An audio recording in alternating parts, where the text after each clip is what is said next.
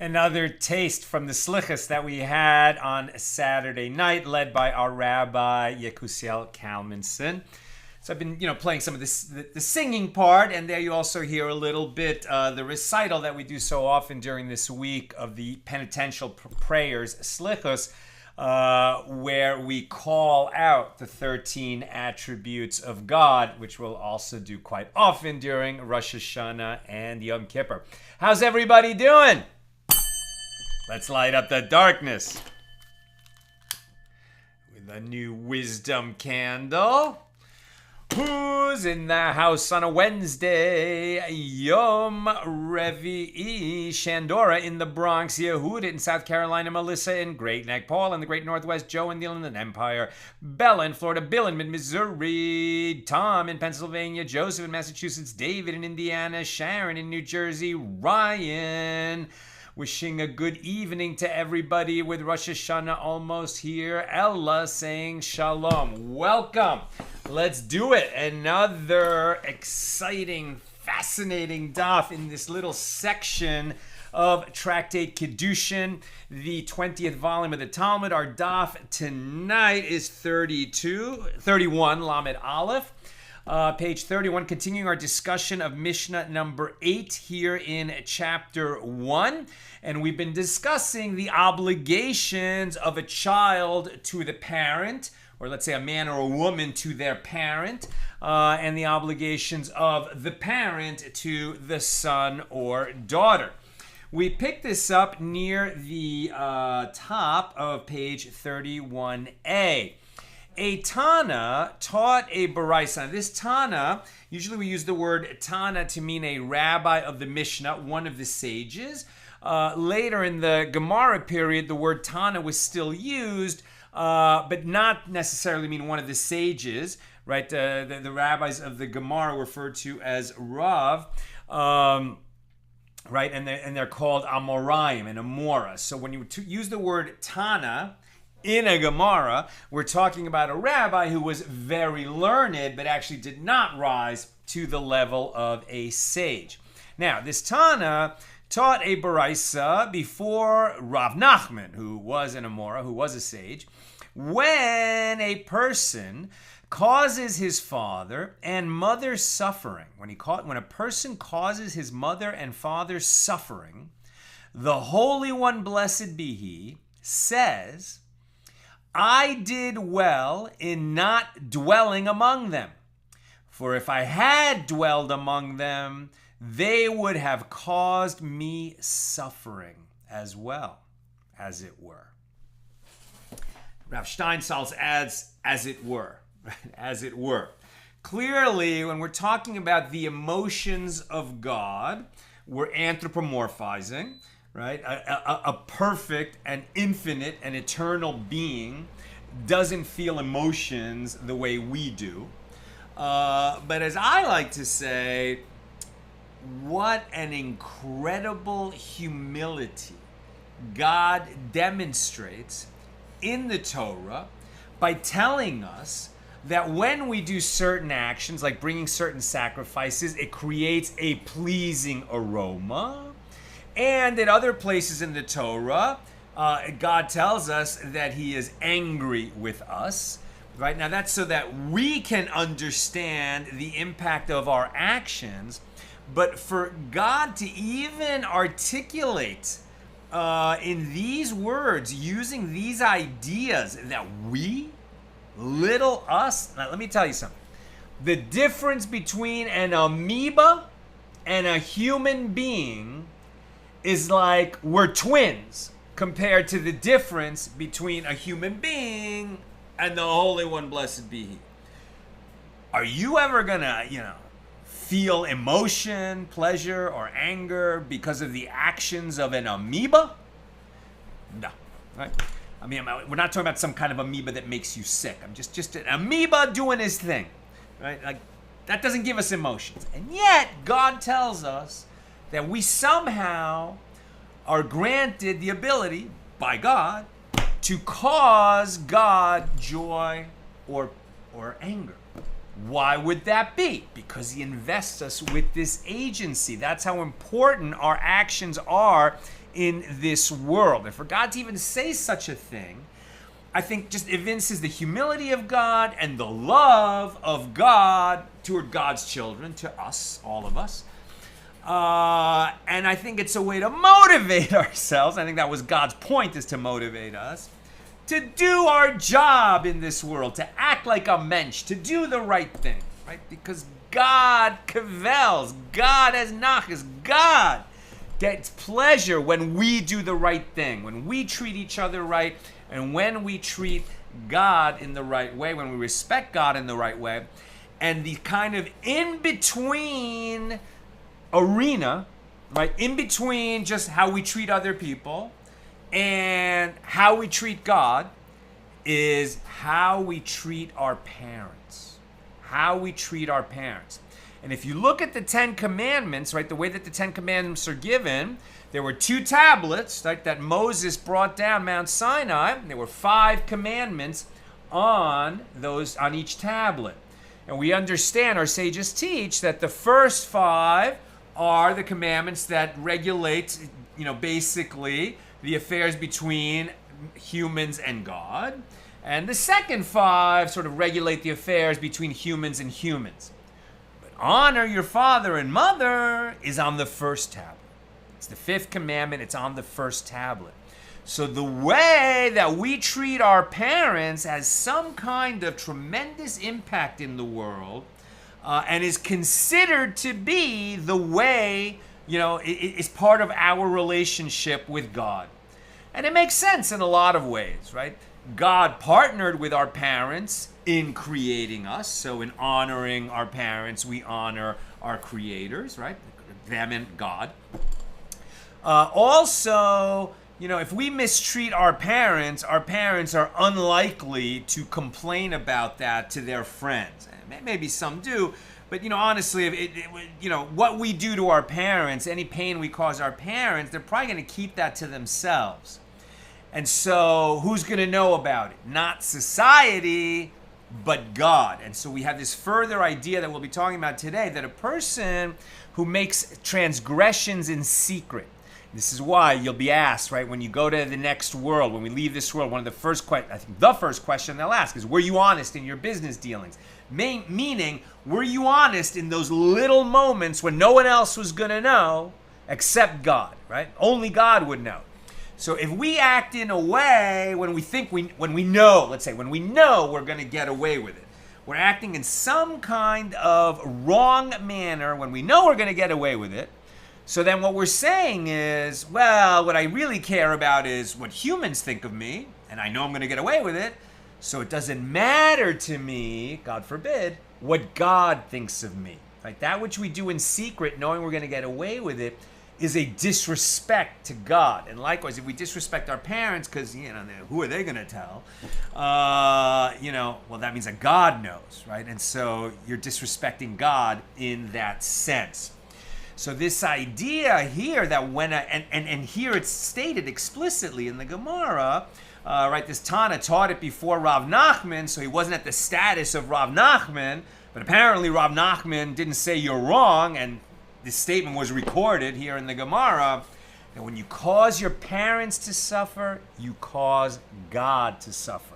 It's a crazy concept that we could somehow cause God to suffer, and yet there it is. And if you think about, the way that a parent would feel watching their child, like bully another child, like that would make a parent suffer, right? So Like the behavior of the children matters so much to the parent, and how much more so to our Father in heaven, who gave us everything, including our souls and our bodies and our lives and everything.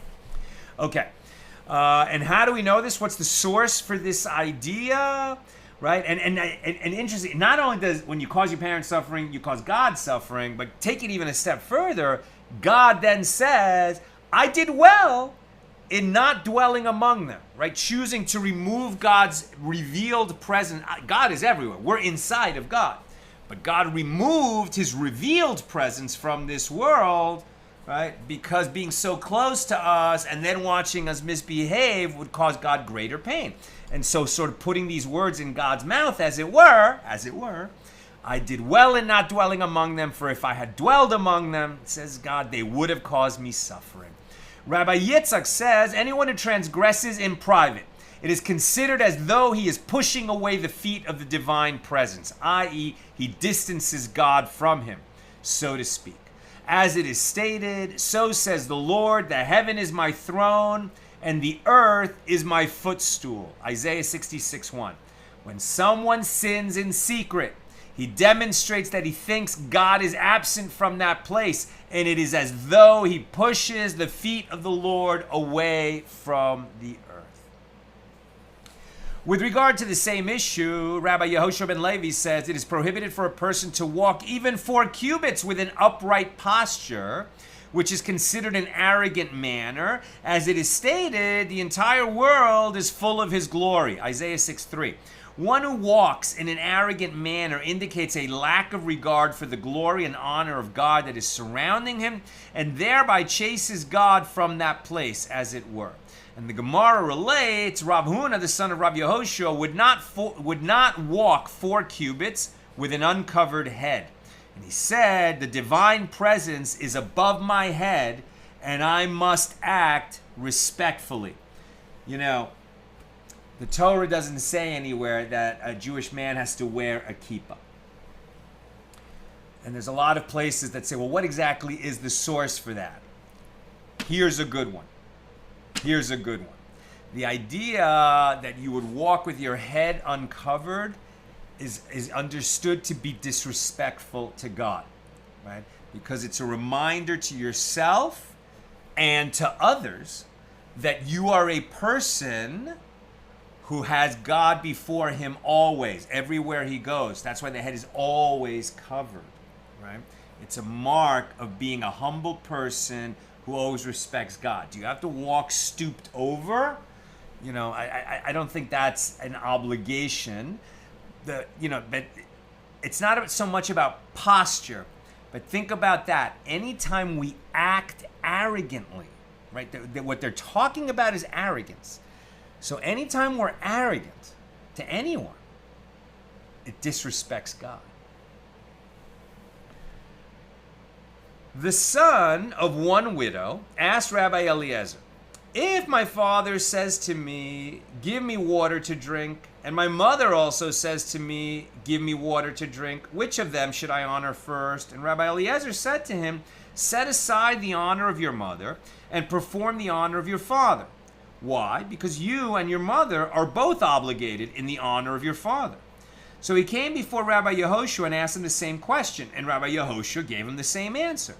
So the man said to him, my teacher, if one's mother is divorced, what is the law?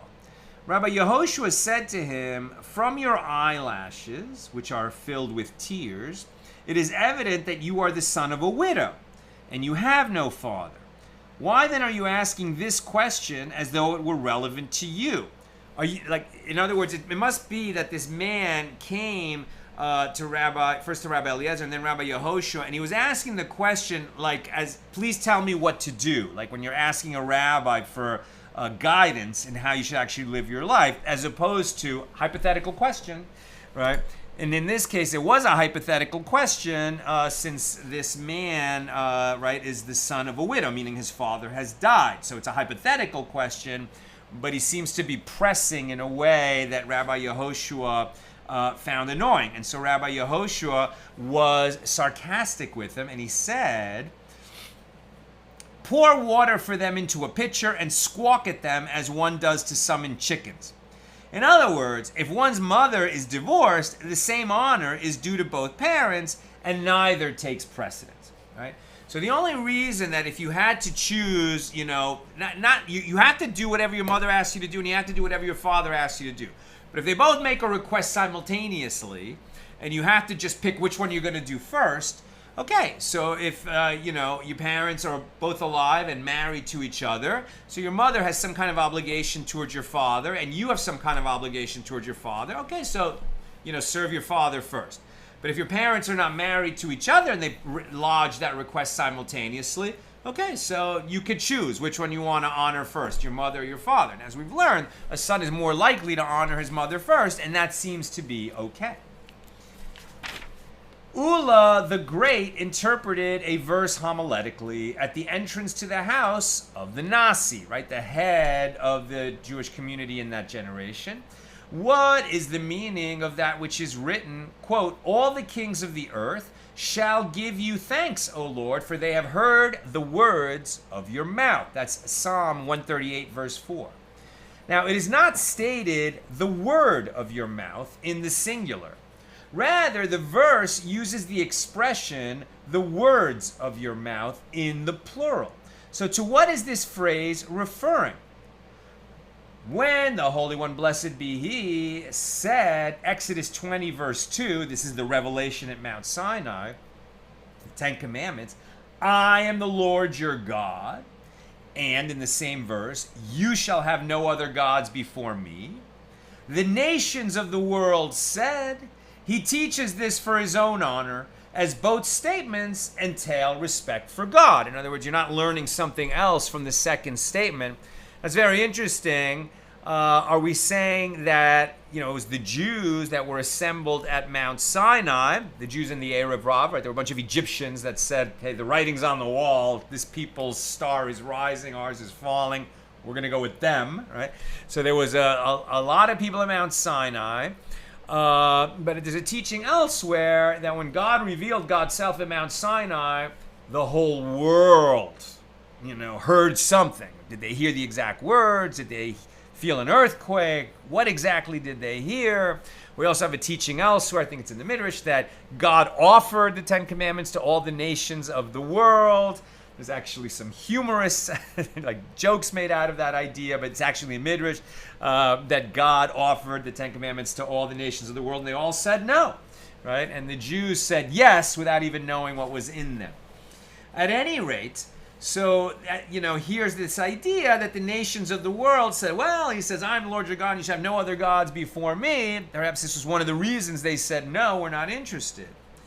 But once God said, honor your father and your mother, Exodus 20:11, right, the fifth commandment, then the nations of the world, or meaning the kings of the world, returned and conceded the truth of the first statement, right? Like they didn't really buy that God was saying, I am the Lord your God, I guess to everybody, and you should have no other gods before me. But they didn't buy in. And yet, when they heard that the fifth of the Ten Commandments was honor your father and your mother, somehow they're like, oh, that really is God, and they bought in, as it were. Why is that? They returned and conceded the truth of the first statements, which is why the verse uses the plural expression, words of your mouth. Very interesting, right? It says in that verse from Psalms, all the kings of the earth shall give you thanks, O Lord, for they have heard the words of your mouth. And what Ula is saying is, why doesn't it say they heard the word of your mouth? Like once anybody hears God speak, like, what else is there to say? I've had the experience. I'm in. God is God. Wouldn't that be enough to hear any word? But maybe, what's unclear here is, did they directly hear? Did all the kings of the world, everywhere around the world, actually hear God speak when God revealed God's self in Mount Sinai? Or did they hear about it later, when it was relayed to them? That's not answered here. But what's being said is that, they didn't really buy it when they heard the first commandment, but when they got to the fifth commandment, they're like, oh, God is God. God's word is true. And now I realize that the first commandment was true also. That's what's being said here.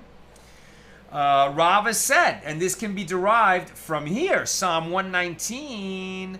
Well, let me just say it again. Once he said, honor your father and your mother, they returned and conceded the truth of the first statements, which is why the verse about kings hear the words of God's mouth uses that plural expression, words of your mouth, i.e. all the words of God's mouth. Rava said this can be derived from here. The beginning of your word is truth. Psalm 119, verse 160. Is the beginning of your word truth, but not the end of your word? All of God's words are true. Rather, from the end of your word, it becomes apparent to everyone that the beginning of your word is truth. And it's almost like this idea, what can I say? There's a lot of skeptics in the world, a lot of non-believers, a lot of people who just, don't buy in, as it were. Sadly, even among our own people. And yet, at some point, not all of them, tragically, but at some point, a lot of people wake up and say, oh my gosh, I've been missing out. I was just following my own arrogant thoughts and not, realizing there's a God in the world who loves me and makes demands from me that I need to, elevate and rise up and strive to meet those demands. So when they get it, when they have that moment of awakening, I had mine years ago, thank God. And once you have that moment, then you realize all those other words that you had heard earlier, when your heart wasn't moved and when you were skeptical, well, those words were true also. And you have to kind of go back and oh, what have I done? And that's when you start to make teshuvah, you start to make the atonement. Right? The beginning of your word is truth. Is the beginning of your word truth, but not the end of your word? Rather, from the end of your word, it becomes apparent to everyone that the beginning of your word is truth as well. The sages raised a dilemma before Rav Ula. How far must one go to fulfill the mitzvah, the commandment of honoring one's father and mother? Rav Ula said to them, go and see what one Gentile did in Ashkelon. And his name was Dama ben Netina. Once the sages sought to purchase merchandise from him for 600,000 gold dinars profit. You've been with me for a while. We've talked about 400 dinars as an enormous amount of money. Now we're talking about 600,000 gold dinars. That's like an unimaginable amount of money in the ancient world. We're talking $1 billion. So the sages needed to purchase something from this Gentile, Dama ben Netina, and he would have made 600,000 gold dinars profit. But the key for the container in which the merchandise was kept was placed under his father's head, Dama ben Netina. So it must have been under Netina's head. And he was sleeping at the time. The father was sleeping at the time. And Dama ben Netina would not disturb his father by waking him, although he could have made a substantial profit. Rabbi Yehuda says that Shmuel says, they asked Rabbi Eliezer, how far must one go to fulfill the mitzvah of honoring one's father and mother? And Rabbi Eliezer said to them, go and see what one Gentile did for his father in Ashkelon. And the name of the son was Dama ben Netina. It's another version of the story. Once the sages wished to purchase precious stones from him for the ephod, the breastplate of the high priest, for 600,000 gold dinars profit. And Rav Kahana taught that it was 800,000 gold dinars profit, and the key to the chest holding the jewels was placed under his father's head, and he would not disturb his father. That's how far he went to honor his father. The next year, the Holy One, blessed be he, gave Dama ben Netina his reward as a red heifer, right? The red heifer, there's only been 9 in all the thousands of years of Jewish history. There are only 9 red heifers, a perfectly red cow, which would be slaughtered outside the Temple Mount and then burned, and its ashes were used for the water of purification that a person would have to get sprinkled by if he had come into contact with a corpse or walked through a cemetery before he could enter the grounds of the temple. Very necessary, right? So if that red heifer was born, outside the Jewish community, Okay, well, the Jews would pay any amount of money to get it because it's so important. And so it was born to this man, Dama ben Netina. The red heifer was born in his herd, and the Jews needed it. So when the sages of Israel came to him, he said to them, I know concerning you that if I were to ask for all the money in the world, you would give it to me, because there's only one red heifer. But I ask only that money that I lost due to the honor of Father. And Rabbi Hanina says, and if this is related about one who is not commanded by the Torah to honor his father, as Dama was a Gentile, right? The Noahide commandments don't include honor your father and mother. Certainly commendable, very, but they're not part of the 7 commandments that are incumbent on all humans. They're part of the 10 commandments that are incumbent on the Jews. So, says Rabbi Hanina, and if this is related, what an enormous reward if this is related about one who is not commanded by the Torah to honor his father, as Dama was a Gentile, and nevertheless, when he performs the mitzvah, he is given this great reward. All the more so is one rewarded who is commanded to fulfill a mitzvah and performs it. As Rabbi Hanina says, greater is one who is commanded to do a mitzvah and performs it than one who is not commanded to do a mitzvah and performs it. Right? So that's a principle operating throughout the Talmud. We see it over and over, that one who is obligated by the Torah to do something and he does it or she does it, it's a higher reward than one who does the same mitzvah, but they're not obligated to do it. Now, you could say that one is a little greater than the other, but Dama ben Netina was not obligated to honor his father. He did honor his father, and God arranged an enormous reward for him that the red heifer was born in his herd. Not only that he made up all that money that he lost before by not waking up his father, but that he would get all that money back, and the honor and the fame throughout history. Here we're still reading about him 2,000 years later, right? So if we're talking about a red heifer, that's while the temple was standing. So tremendous reward. So you should never feel like, okay, well, I'm not obligated to do the mitzvah and I'm not going to get as big a reward as someone who is, so like somehow I'm demeaned or lessened. I mean, the reward is still okay.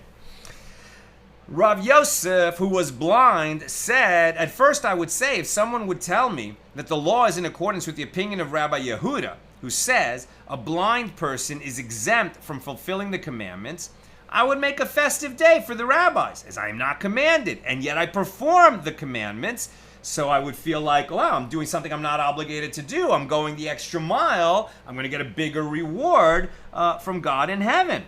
Now that, says Rav Yosef, now that I have heard that which Rabbi Hanina says, greater is one who is commanded to do a mitzvah and performs it than one who is not commanded to do a mitzvah and performs it. On the contrary, if someone would tell me that the law is not in accordance with the opinion of Rabbi Yehuda and a blind person is obligated in the commandments, I would make a festive day for the rabbis.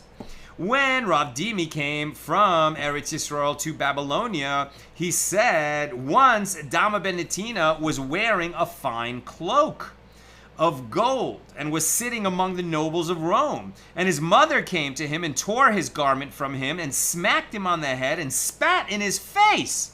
And yet he did not embarrass his mother. Again, another example related about the same man, Dama ben Netina, and how great his honoring of both his father and his mother were, teaching us how far you should go to honor your parents. Avimi, the son of Rabbi Abahu, taught there is a type of son who feeds his father pheasant, and yet this behavior causes him to be removed from the world, i.e. from the world to come. And there is one who makes his father grind with a millstone, which is difficult work, and yet this action brings him the life of the world to come. And they don't actually explain it immediately what this means. When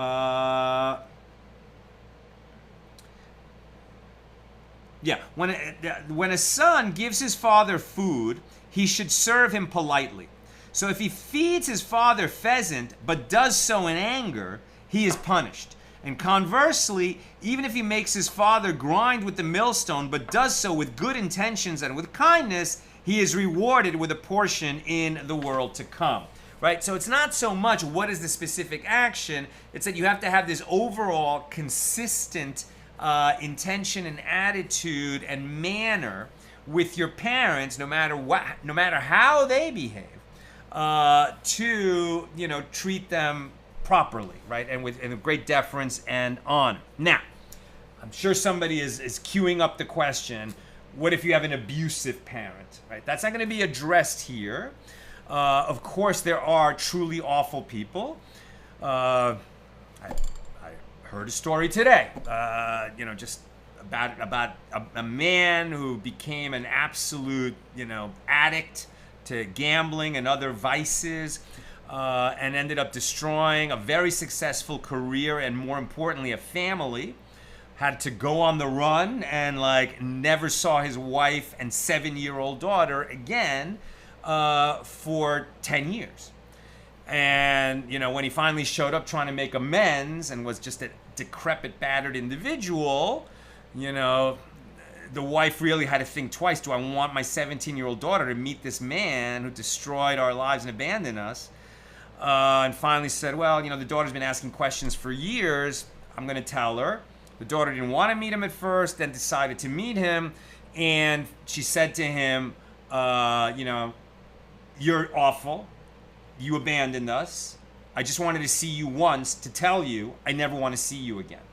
Now, it seems to me, and I think I've read this elsewhere, I don't have the source for it handy, that in that kind of a situation, she's not violating the fifth commandment. So there are definitely limits. So we're talking about the way you honor your parents when your parents are, somewhere within the realm of normal parents. They might be crusty, they might be crotchety, they might not be the nicest person, they might be moody. Of course, when parents really get older, if they become senile, we're going to talk about that in a little while, they might say all kinds of things. Obviously it's different. So just the overall principle, and we're just going to put abusive parents aside for a moment. The overall principle, honor your parents and go the distance to do that. Rabbi Abahu said, Avimi, the son of Rabbi Abahu, taught. I just mentioned that. Okay, Rabbi Abahu said, right? So this is Avimi, the son of Rabbi Abahu, said that. Now Rabbi Abahu said, one such as Avimi, my son, properly fulfilled the commandment of honoring his parents. And the Gemara relates, Avimi had 5 sons during his father's lifetime. And they were all ordained to issue halakhic rulings. And he too was ordained. It meant that Rabbi Abahu was a sage. Avimi was a sage. And the 5 sons of Avimi were sages. And yet, when Rabbi Abahu, his father, came and called at the gate to enter, Avimi would himself run and go to open the door for him. And before he arrived there, he was already saying, yes, yes, so that his father would not think that he was being ignored. In other words, since Avimi was a sage with 5 sons who were Torah scholars, his sons would love nothing more than to have the opportunity to, help out their father and do for their father by attending to their grandfather, right? So Avimi could have easily sat back and let his sons attend to his father, right? Let his sons attend to their grandfather. But Avimi did it personally.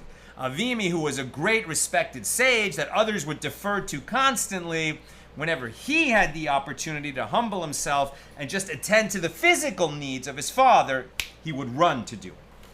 Rabbi Yaakov Bar Avu said to, and one day Rabbi Abahu said to Avimi his son, give me water to drink. Before he brought him the water, Rabbi Abahu dozed off. So Avimi bent over and stood over him until his father awoke. Right? So his father said, fetch me some water.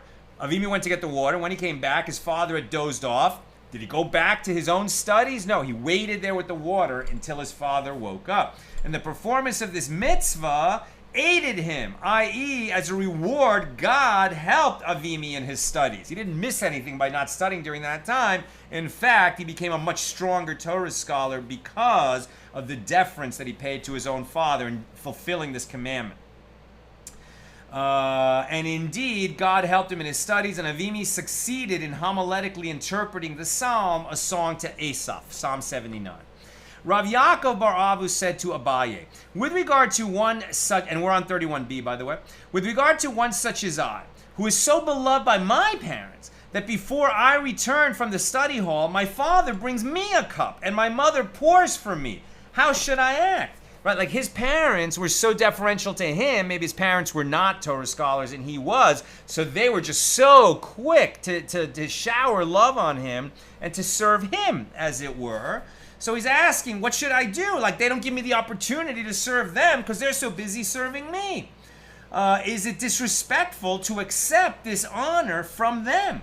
Abaye said to him, accept it from your mother, but do not accept it from your father. I was wrong. Do not accept it from your father, because he is a Torah scholar too, and he will be disheartened if his son does not show him the proper level of respect. Your father loves you. Maybe your father thinks that you're a Torah scholar more in the prime of his scholarship than he is, who's a little bit older, but he knows what's what, so don't let him serve you. You serve him. The Gemara relates, Rabbi Tarfon, who was very wealthy, had a certain manner of treating his mother, that whenever she wished to ascend into her bed, he would bend over and help her to ascend. And whenever she wished to descend from the bed, she would descend onto him. In other words, he bent over and acted like a footstool for his mother to get up on her platform bed. And he came and praised himself in the study hall for performing the mitzvah of honoring one's father and mother so thoroughly. They said to him, you think you're so thorough in honoring your mother? You still have not reached even half of the honor due to her. Has it ever happened that she threw a purse into the sea in front of you and you did not embarrass her? Right? So this example is given all the time. How far does it extend, the obligation to honor your parents?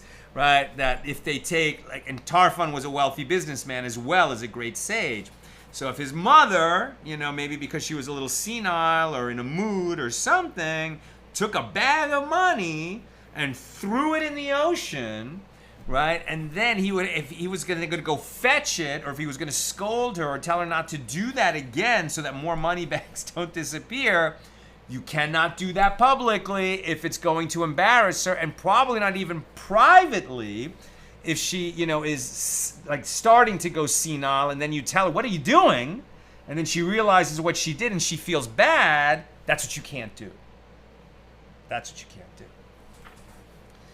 When Rav Yosef heard his mother's footsteps, he would say, I will stand before the arriving divine presence. Rabbi Yochanan said, fortunate is one who never saw his father and mother, as it is so difficult to honor them appropriately. Now, Rabbi Yochanan was an orphan. He never met his parents. His father died before he was born. His mother died in childbirth. So what he's saying is, now that I understand how difficult it is to fulfill this commandment, I feel less bad about growing up without my parents, because if I had grown up with my parents, I would have failed at honoring them properly. That's what he's saying. He's maybe speaking a little bit hyperbolically, but it's to drive home the point. And the Gemara relates that Rabbi Yochanan himself never saw his parents, and when his mother was pregnant with him, his father died, and when she gave birth to him, his mother died. And the same is true of Abaye. And the Gemara asks, is that so, that Abaye never saw his mother, but didn't Abaye say on many occasions, my mother told me? And the Gemara answers, that mother was actually his foster mother, not his birth mother. Rav Asi had an elderly mother. She said to him, I want jewelry. And he made jewelry for her. She said to him, I want a man whom I can marry. And he said to her, I will seek one for you. She said to him, I want a husband who is as handsome as you. At this point, he realized that she was senile and that he would be unable to fulfill all her requests. Therefore, he left her and went to Eretz Yisrael. It's a little bit hard to understand. Then he left her. I think what's going on here is that he was staying home to take care of his mother when his heart was crazy, longing, yearning to go learn, with the sages in Israel. He wanted to leave the Jewish community in Babylonia and go learn with the sort of more elevated sages in the land of Israel and to fulfill the commandment of living in Israel, but he couldn't do it. When he's realized that his mother was senile, right? So he's like, oh, okay, I can't really honor her that way anymore. It's hard to understand because, my mother had dementia. There was a long period of change. And even when you have full-blown dementia, there's many opportunities to honor your parents. But I guess he was, in his situation, maybe there were other brothers and sisters, and now he's not going to be able to really do what he could do before. And so he needs to go learn in Israel. But it's not such a simple story. So then he left, and he went to Eretz Yisrael. Rav Asi heard that she was following him to Eretz Yisrael. He came before Rabbi Yochanan and said to him, what is the law with regard to leaving Eretz Yisrael to go outside of Eretz Yisrael? In other words, once he had come to Israel, it's like he can't leave, right, unless there's a specific reason to. So he's saying, to go attend to my senile mother, is that a sufficient reason to leave the land of Israel? Rabbi Yochanan said to him, it is prohibited. Rav Asi further asked, just without explaining why. All he said is, what is the law about leaving Eretz Yisrael? Prohibited. Once you come here, you can't leave. What if it is to go greet my mother? Then what is the law? Rabbi Yochanan said to him, I do not know. So even Rabbi Yochanan said, oh, that's different. Rav Asi waited a little while and then came back to him. Rabbi Yochanan said to him, Asi, you are evidently determined to leave. May the omnipresent return you in peace. And he said no more, meaning gave him permission to leave. Rav Asi came before Rabbi Elazar because he did not know how to interpret what Rabbi Yochanan said. Did he actually give me permission to leave? So he went to ask Rabbi Elazar. He said to Rabbi Elazar, God forbid, perhaps Rabbi Yochanan is angry with me that I wish to leave and he's just dismissing me. Rabbi Elazar said to him, what exactly did he say to you?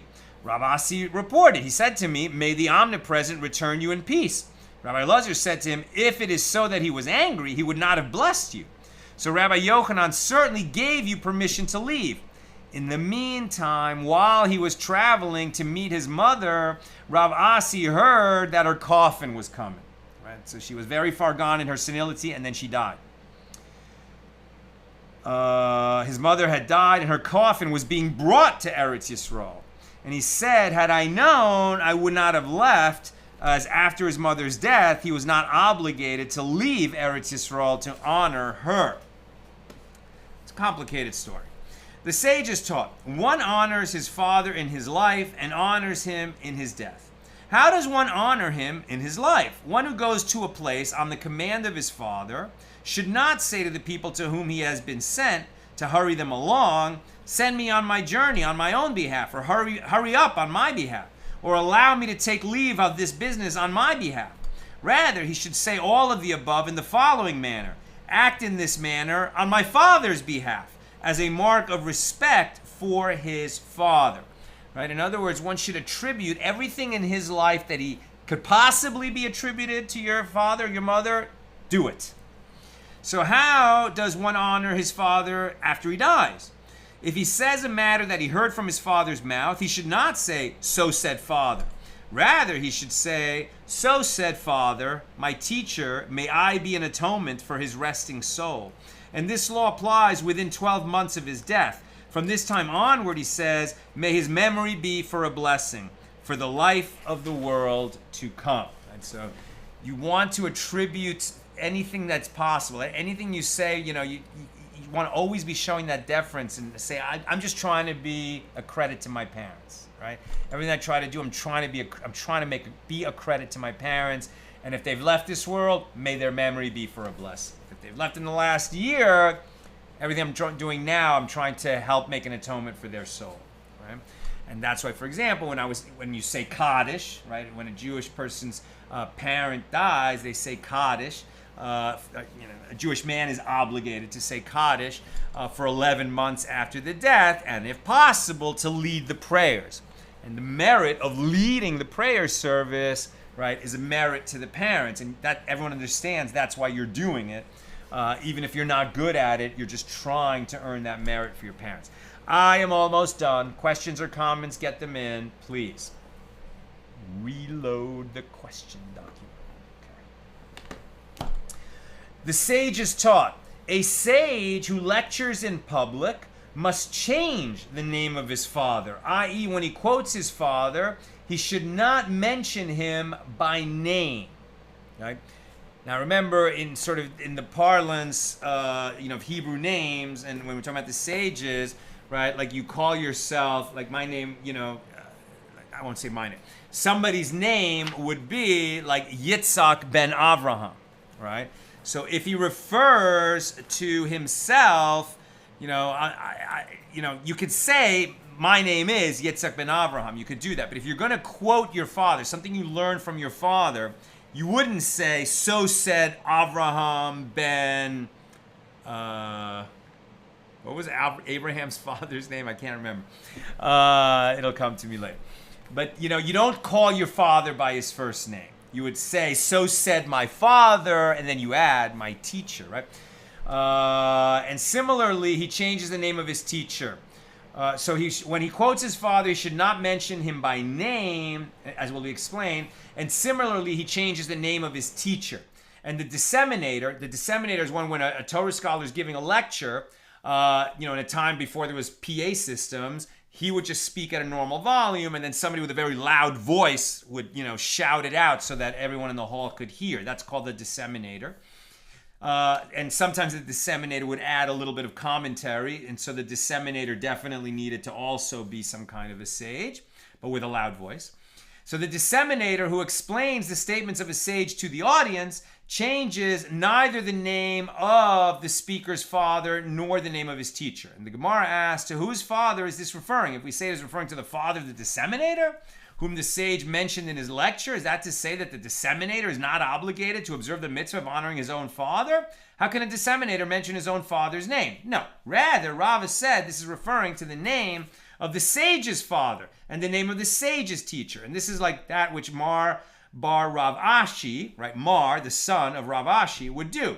As when he would teach Torah at his regular lecture and would mention a law, a halacha, in the name of his father, Rav Ashi, he would say, so said my father, my teacher, and then his disseminator, who's repeating it, would say, so said Rav Ashi, right? So, in other words, Mar, the son of Rav Ashi, would say, so said my father, my teacher.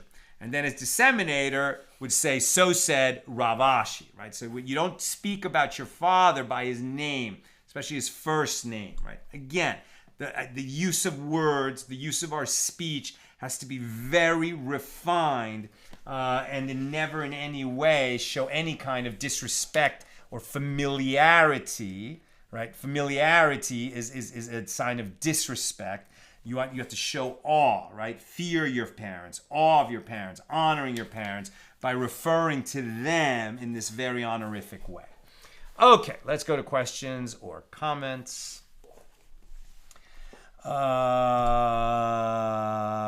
Okay, so Bill says, I don't know that I fully agree with your or Rabbi Steinsaltz, with all respect to him, of course, characterization of God's emotions as being, as it were. I mentioned before that I tend to think of God's emotions as, unlike ours, being perfect. God has emotions, but God is not moody.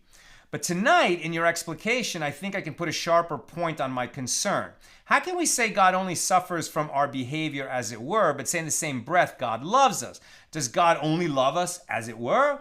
Perish the thought. But we know God loves us because Scripture, God's self-disclosure, says so. And the same Scripture is what tells us that God feels suffering from our sins. We can't have it both ways, surely. What's good for the goose is good for the gander. What is so for love is so for suffering, for it is the closeness of love that makes suffering possible. Very interesting. So what Bill is saying is that God has told us very clearly that God loves us, and God also commands us to love him. So if God strongly loves us and we act abominably, obviously that's going to make God suffer. Bill's point is that God is not moody. All of God's emotions are justified. And perhaps, since they're felt in a very pure manner by an infinite and eternal being, now you're making me think, the suffering that we cause, right? it's one thing when a human suffers, there's like a limit to how much that suffering is. If you make God suffer, you're making a being that's infinite and eternal suffer, like the suffering is of a degree of magnitude that is absolutely unimaginable. Think about that as a motivator not to cause that. Very good, Bill. I have to agree with you to a point. And the point being, I agree that his love is real. I agree that his suffering is real. And he's told us that we can, that he loves us and that we can cause him anger and joy. I just stop at the point of those things are real, those emotions are real, and they're immense. But I just stop at the sense that I can't really understand or fathom what those emotions are when God is feeling them. And it's, I can only understand it to the extent that I'm anthropomorphizing what cannot be anthropomorphized. And so I think that's where the as it were comes in. Joseph, is there a distinction between honoring parents by giving back and following Torah and obedience to parents in their personal wishes? I would say those are distinct avenues for honoring the parents. So they're different, but they're all, valid and necessary, right? So living a righteous life, yes, is a way to honor your parents. Fulfilling their wishes is a way to honor your parents. Speaking about them respectfully is a way to honor your parents. All of these are valid ways, and there's others as well. Joe Branson, what is the teaching about parents, specifically fathers that pass away from suicide? When they leave before you know them, how does one honor them?